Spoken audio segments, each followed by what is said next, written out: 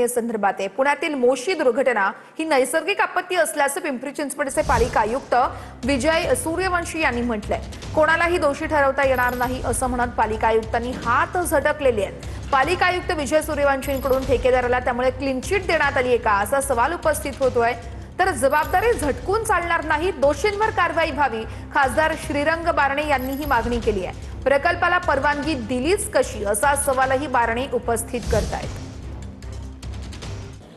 याच्यामध्ये आपण जर बघितलं तर ही नैसर्गिक आपत्ती आहे। इतक्या दिवस 3 दिवसापासून जो पाऊस झाला त्या पावसामुळे हा कचऱ्याचा जो ढीग आहे त्याचं वजन वाढल्यामुळे तो सरकून खाली आला, ढासळला आणि तो इमारतीवर पडला आणि त्याच्यामुळे इमारत ही कोलॅप्स झालेली आहे। त्याच्यामध्ये कोणाचा दोष आता लगेच आपल्याला त्याचं म्हणता येणार नाही। इमारत किती लांब असावी कचरा डेपोपासून त्याचे काहीतरी निकष असतील ना, त्या निकषाचं पालन करूनच परवानगी दिली होती। पण पाऊसच इतका झाला आहे की त्या पावसामुळे खरं म्हणजे ही घटनेची जबाबदारी निश्चित झाली पाहिजे, त्याची सर्व चौकशी केली पाहिजे, जो कोणी दोषी आहे त्याच्यावरती कारवाई केली। नैसर्गिक आपत्ती म्हणून जबाबदारी झटकते का महापालिका? मी कुणी जबाबदारी झटकून चालणार नाही।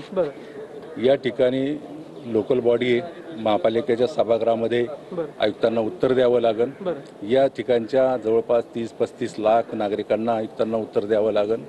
त्यामुळे जबाबदारी ढकलून एका दिवसात चालणार नाही, याची पूर्ण चौकशी होऊन कारवाई करायला मी संबंधित आयुक्तांना मी सांगणार।